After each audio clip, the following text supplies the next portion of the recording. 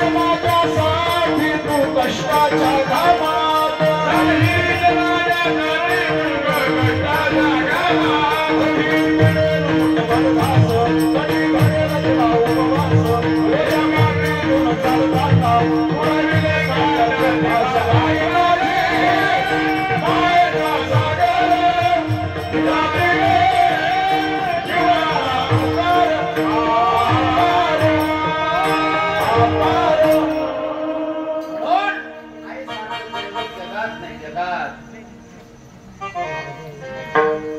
म्हणून म्हणतो आनंदानं भरावी तुझी ओटी पुन्हा जन्म घ्यावा माये तुझे पोटी म्हणून म्हणतो आनंदानं भरावी तुझी ओटी पुन्हा जन्म घ्यावा माये तुझे पोटी अव तुझ्या चरणी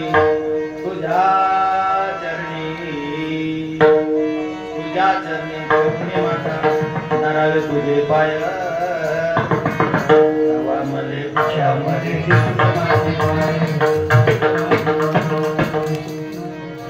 मरणाला अनेक प्रकार आहेत. कोणी रेल्वेत उडी टाकून, कोणी फाशी लावतो, कोणी एंट्रेस घेतं, कोणी विहिरीत उडी टाकतं. पण जन्म घेताना एकच ती म्हणजे मायची कुश, एकच रस्ता आहे. आणि म्हणून पवित्र अशी माय आपली जगामध्ये ती देव आहे. थोडा उशीर तर झाला ना. शाळेतून येता उशीर मला होई गल्लो गल्ली पात फिरसे मला तू गाई. बघा पोरग जर शाळेत 9 वाजता शाळा सुटते, आज शनिवार आहे, आज 12 वाजता शाळा सुटते आणि पोरग जर 12:30 किंवा 10 मिनिटं बी लेट झाला तरी गल्लीच्या बाहेर पडते. सोम्याला विचार, गोम्याला विचार, खरे आम्हाला बावड्या दिस नका, खरे आम्हाला बावड्या दिस नका. म्हणजे लहान असताना मुलगा नोकरीला असू द्या, कलेक्टर असू द्या, मोठा PSI असू द्या का मोठा व्यापारी असू द्या, आई म्हातारी असते घरात, पण तो संध्याकाळपर्यंत घरी येईपर्यंत तिचं लक्ष त्या मुलाकडे असतं. काय असं दुकान इतक्या वाजता बंद होतं ना, उशीर का येते इतक्या वाजता ड्युटीवरून उतरतात म्हणजे एवढा उशिरा का, रस्त्यात काय झालं का काय, आणि एवढा उशिरा का मित्राकडे थांबला असतात, एवढा वेळ नाही लागत लगे आला. म्हणजे तिच्या कुरबऱ्या अशा चालूच राहतात. आणि जोपर्यंत तो घरी आला आणि त्या मुलाकडे बघितला आईने निवांत जो, आणि ती फक्त आईच असते. दोन्ही दिशेस सारखी वर्मजाने नावे बी आपल्या असा मस्त पैकी पावडर लावून असा हात फिरवतो आणि माय बी आपल्या चेहऱ्यावरून हात फिरवतो. त्याच्यामध्ये फरक आहे. मायने जर हात फिरवला ना तर आपल्याला असं उंच वाटल्यासारखं वाटतं, मस्त हृदयात वाटतं. हो, आणि म्हणून आई ते आईच असते. विठ्ठल विठ्ठल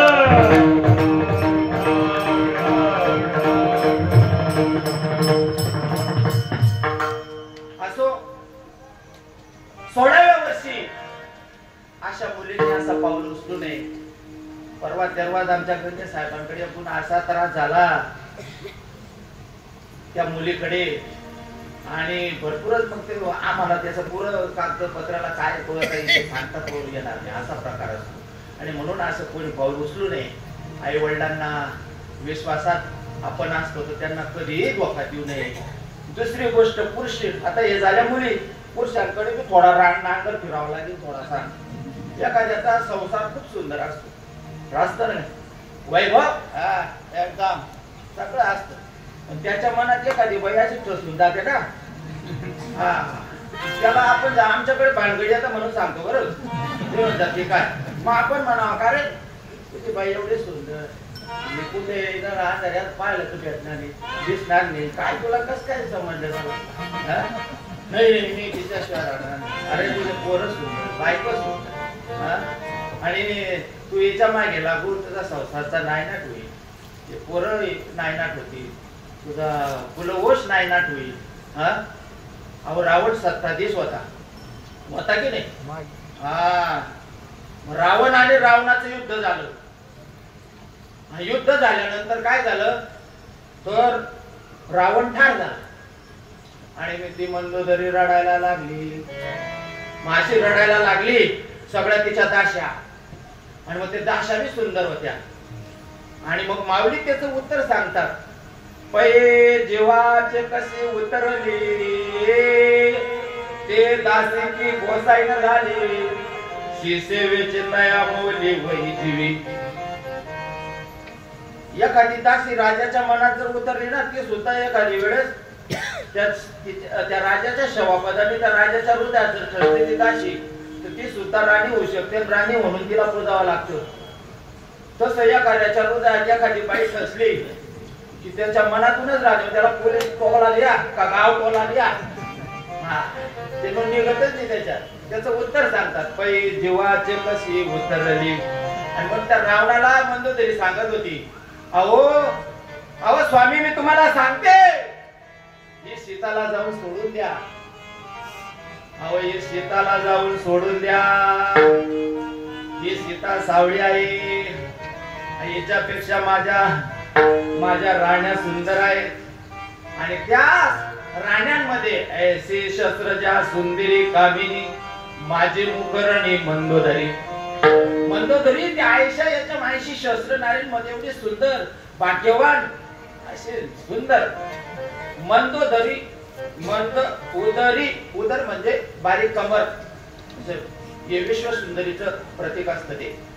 आणि अशी सुंदर पत्नी त्या रावणाला भाग्याने मिळालेली होती. आणि मग ती सांगत होती, तुम्ही सीताला पोचून द्या, तुमचा कस काय या हृदयात ठसली. हो, मग शेवटी त्याने ऐकलं नाही. रावण ठार झाला. सगळ्या रडू लागल्या, स्वामी मी तुम्हाला सांगत होते ना, या सीतेला तुम्ही पोचून दिलं असतं ना. आणि मग बाया काय, नवरा मेल्यावर मागचं पुढचं सगळं रडत बसतात. आणि मग सगळे रडत असताना मग एवढा माझा तुमच्या जवळ एवढे नवग्रह आणि एवढे देव लोक राबत होते, ते सगळे गेले. माझं वैभव चाललं गेलं, माझा कपाळाचा कुंकू गेला, सगळी लंका बुडकी झाली. काय माझं ऐश्वर्य होतं. आणि तुम्ही या सीतेमुळे तुम्ही जर हिला सोडून आला असतात, ते लंका राहिली असती, तुम्ही रामाला शरण गेले असते, तो आपलं वैभव टिकलं असतं. आणि मग त्याचंच उत्तर माऊली सांगतात, पै जीवाचे कसे उतरली ते दासी की गोसाईन झाली, शिसेवेची तया मुली वही जीवी. म्हणून काही पुरुषांना माझं सांगणं आहे, संसार उत्तम असतो, बायको सुंदर असते, मुलं सुंदर असतात, पण पै जीवाचे कसे उतरली अशी कोणतीही हृदयामध्ये आपल्या पत्नी सोडून अशी ठेवू नका. कारण की याचं कारण तुम्हाला सांगतो. धर्मपत्नी दांगडी पोषिता जरी एक ओढी, तरी ते अपगडी आणावी अंगा. धर्मपत्नी आणि वेश्या या दोघी सारख्या राहतात. वेश्याला बी पैसे दिले तरच ते त्यांच्याशी बोलू चालू, त्याच्याशी सेवा पाणी होईल. पत्नीला बी पैसा लागतो आणि वेश्याला बी पैसाच लागतो. पैशाशिवाय चालेल का? उभी करणार नाही तुम्हाला. आणि मग दोघांना जर खर्च सारखा येत असेल, मग आपली धर्मपत्नी जी तिला जर आपण चांगली साडी घेऊन दिली, चांगले पैसे दिले, चांगले हे केले, म्हणजे आपले सेवापदी ती कायम स्वरूपात राहते. आणि म्हणून असे काही विकार असतात की त्या रावणाने सीतेला आणल्यामुळे सगळी लंका जळून झाली, लंका बर्बाद झाली. म्हणून असे विचार येण्यापेक्षा नामचिंतन करावं. कितके बिंगुरटेच्या संगती पालटली स्वदेय स्थिती, परी झाली संत संगती भक्त पालटती मृत्यू भेट. किटकी आहे ना, त्या बिंगुरटीला अशी टोचा मारत असते, ते मरू बी देत नाही आणि ते जगू बी देत नाही. किटकी आली का टोच मारायची, ती म्हणते आळी असते, ती आळी काही दिवस अशी गुडबड कुंभारणी म्हणतात त्याला, कुंभारणी. आणि मग ती येईल टोच मारी, ती टोच मारी, असं करता करता ती मारत बी नाही आणि ती जगू बी देत नाही. एक दिवस ते काय होते, ती आळीला पंख फुटतात आणि बरं कशी ओढून जाते. मग तसं तुम्ही असं कीर्तनाचं स्मरण, भागवताचं स्मरण, शिवपुराणाचं स्मरण, असं जर तुम्ही स्मरण करत राहिले ना, तर तुमच्या काया पालट झाल्याशिवाय राहणार नाही. विठ्ठल विठ्ठल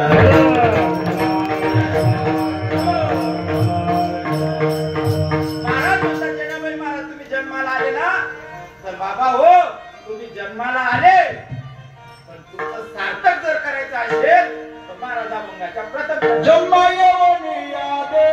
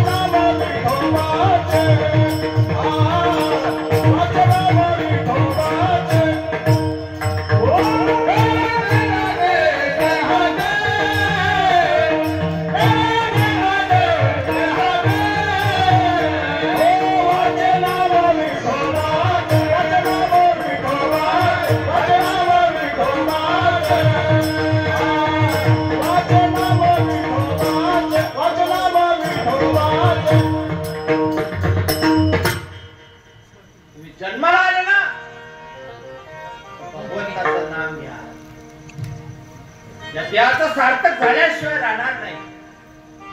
काय लोक बघा मरणादी सावध व्हावी गिरणी करोनी मरावी जन्म घालू नये वाया मानवाची उत्तम काया. हा जन्म तुम्हाला पुन्हा पुन्हा नाही रे. अरे हा जन्म जर पुन्हा जर पाहिजे ना तर तुम्ही हरिभक्त पारायण ज्ञानेश्वरी भागवत गीता असं जर ऐकलं तर तुम्हाला इच्छित गोष्टी परिपूर्ण होतात. पुन्हा अजून तुम्हाला जर जन्माला यायचं असेल तर पुण्याच लागते. हे पुण्याही सांगा तुम्ही. कारण की एक एक योनी कोटी कोटी फेरा मनुष्य देह लागे. स्वर्गातील देवांना मिळाला नाही. ते म्हणाले ओ पांडुरंगा परमात्मा राजा आम्हाला या मृत्यूलोकामध्ये जन्म द्या. मग पांडुरंग म्हणाले अरे तुम्ही मृत्यूलोकामध्ये येऊन काय करणार. म्हणे काय करणार ते म्हणे आम्ही काय सांगतो नारायण नामे हो देवानंद नारायण नामे हो देवानंद नारायण नामे हो देवानंद नारायण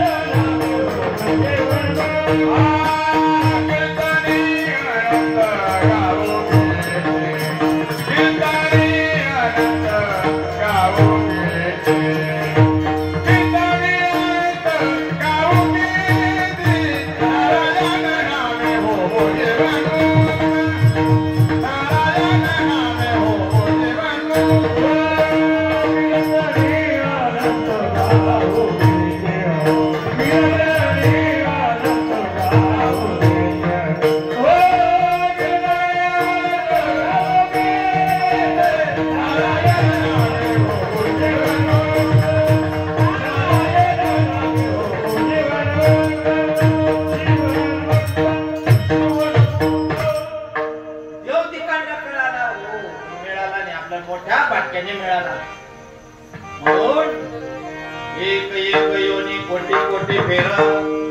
मनुष्य देह राम लागे. मोठ्या भाग्याने लागला तर मग काहीतरी तुम्ही असं जगा काहीतरी तुमची कीर्ती पूर्ण पाहिजे. नाही तर एखादी गोष्ट नाही मिळाली क्षणिक गोष्ट नाही मिळाली हे पाशी राम बरोबर काही थोडस काही भानगड झाले टाका येता मग 4 दिवसांनी पोलीस त्याचा वाज घ्या एवढा गाणेडा वाजता विचारूच नका. ते आता ज्यावेळेस त्याच्या तेव्हा कळेल काय राहते. पण असा त्या स्थिती तुम्ही कशाला करून घ्यायची करू नये. कीर्ती रूप राहा. अहो इतिहास लागतो तुम्ही बघा. इतिहास काही गोष्ट सांगतो मला एक उदाहरण. जीवा माले तानाजी मालुसरे बाजी पासळकर बाजी प्रभू ही म्हणजे भूषण मंडळी होती, जगाचं भूषण. कोण होता जीवामाला? कोण होता जीवामाला? 16 जुलै 1660 पुरंदरला वेढा दिला सिद्धीजोरने. पुरंदरला वेढा दिला सिद्धीजोरने आणि त्याच्या जोडीला अफजल खानाचा मुलगा फजल खान आलेला आहे. फजल खानच्या जोडीला इंग्रजांचा हेनरी इव्हिंटन आलेला आहे. आणि सर्व मिळून छत्रपती शिवाजी महाराजांना कोंडीत पकडण्याचा प्रयत्न करत आहे. सलग पावसाळा होता. असा पावसाळा की वेळा असा किंचित सुद्धा सुस्तावलेला नव्हता. कडक पाठ. काय करावं? छत्रपती शिवाजी महाराजांचा वेळा तोडून जाळावाच लागतो. काय करावं? एवढ्या हजाराने फौज कसं जावं? वेळा तोडून जाणंच पडतो. शेवटी आई साहेबांनी तलवार काढली. मी जाते मोहिमेवर. सगळ्या मावळ्यांनी अडवलं. आई साहेब तुम्ही जाऊ नका, आम्ही असताना तुम्हाला आम्ही जाऊ देणार नाही. आणि मग हा शिवा काशीद नावाचा मावळा आणि हा छत्रपती राजांसारखा हुबेहूब दिसतो. काही निवडक माळवे घेतले आणि राजे छत्रपती पर्यंत पोहोचवले. आणि शिवा काशीद राजे छत्रपतींना मिळाला. राजे अहो आम्ही असताना काय काळजी करतात? शिवा अहो तुम्ही आमच्या सारखे दिसतात, बरोबर आहे. तुम्ही आमचा पोशाख घ्याल, बरोबर आहे. परंतु हा पोशाख घेतल्यानंतर तुम्हाला जीवाशी जावं लागेल. राजे अहो लाख मेले चालतील पण लाखाचा पोशिंदा मेला नको. अहो जरी जन्माला मी शिवा काशीत आलो पण मरताना छत्रपती शिवाजी राजे मरून ये. काही माझं काही भाग्य कमी आहे का? आणि नाही, छत्रपती राजेने शिवा काशीतला सांगितलं आम्ही तुम्हाला योग्य असं सांगून त्या ठिकाणी तुम्ही त्या ठिकाणी या, आम्ही तुम्हाला सोबतच नाही. आणि छत्रपती राजेने आपला पेहराव आपला पोशाख त्या शिवाजी काशीतला दिला. शिवा काशीतने तो छत्रपती शिवाजींचा पेहराव घेतला. हुबेहूब छत्रपती शिवाजी महाराज दिसायला लागले. आणि मग छत्रपती राजांना तेवढंही समाधान झालं नाही. मग त्यांनी त्या शिवा काशीतला परतवून पाहिलं. मग काही जहागीरदारांना निरोप दिला सत्कारसाठी. आणि ते जहागीरदारांचा सत्कार ठेवल्यामुळे शिवा काशीच्या हातून त्या जहागीरदारांचा सत्कार करू लागले. तेव्हा त्या जहागीरदारांनी त्या शिवा काशीतला ओळखलं नाही. ते म्हणाले महाराष्ट्राचा राजा छत्रपती राजाने त्याच्या हातून आमचा सत्कार होत आहे. आणि छत्रपती राजांना खात्री पटली की आता वेढा तोडायला काही हरकत नाही.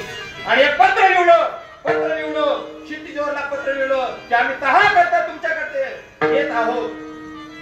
आणि ते पत्र मिळाल्याबरोबर सिद्धीजोहरला सगळ्यांना आनंद झाला की आता छत्रपती राजे तहा करता येणार आहेत. काय जे असेल बोलणीमध्ये किल्ले तेवढे देऊन टाकू असं सगळं काही वार्ता पसरली. दोन डोल्या सजवल्या, दोन पालख्या सजवल्या.